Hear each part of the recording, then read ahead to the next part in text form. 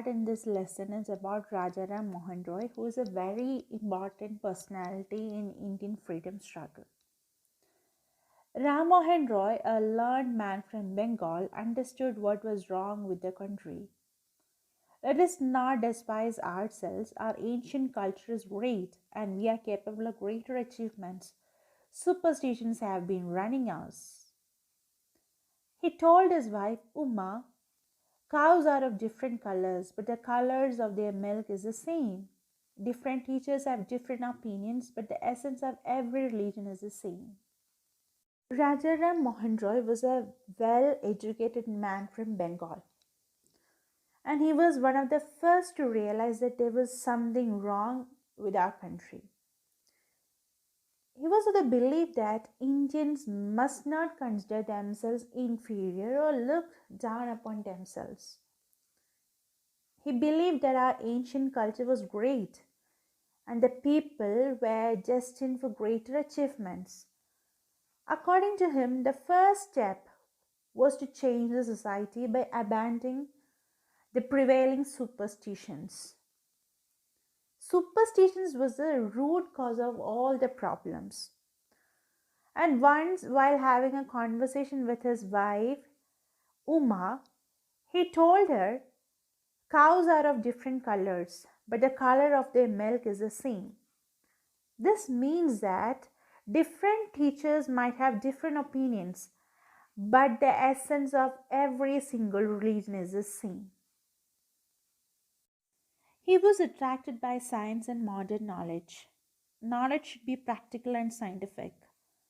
He started newspapers, but the suspicious British stopped them in 1823. He crossed the seas and went to England to see what made the British powerful. There he told them, we accept you as rulers, but you must accept as a subject. But you must ever be mindful of the responsibility a ruler owes to her subjects. Ram Mohan Roy had a keen interest in science and modern knowledge. According to him, knowledge should be practical and scientific.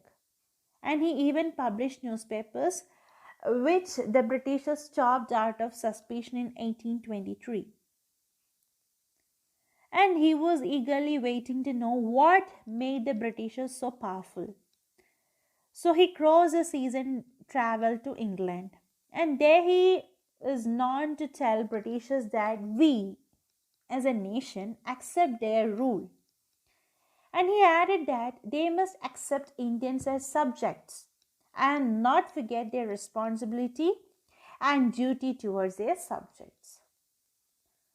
So you should keep in mind one more thing about Rajaram Mohan Roy, that he is known for his efforts to abolish the practice of sati and child marriage.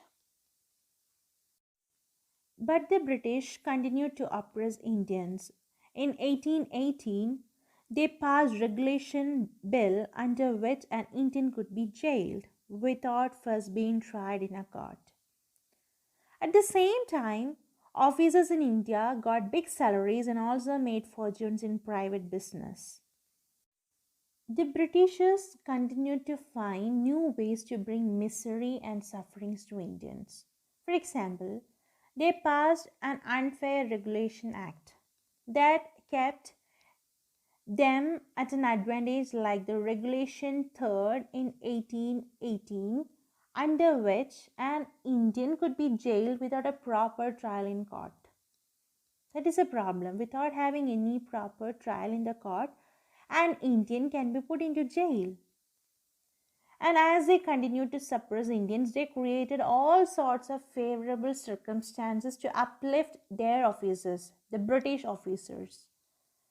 The British officers drew huge amount of salary and could deepen their pockets by making a fortune even in private business.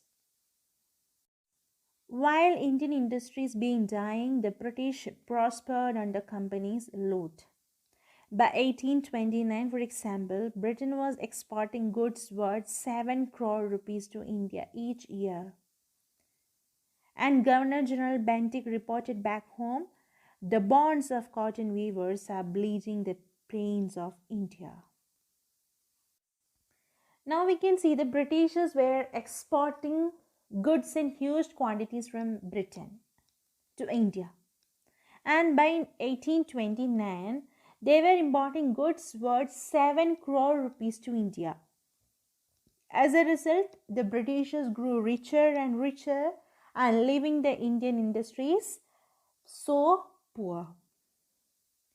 And the Governor General Bentinck had conveyed to Britain that the bonds of cotton weavers are bleaching the plains of India. It means that the cotton weavers were forced to starve because of the cotton mills set up by the Britishers. And they produced much cheaper cloth with the help of machines that led the traditional Indian handicrafts to extinction. So the Britishers were making cheaper quality products and it led to the death of the traditional Indian handicrafts.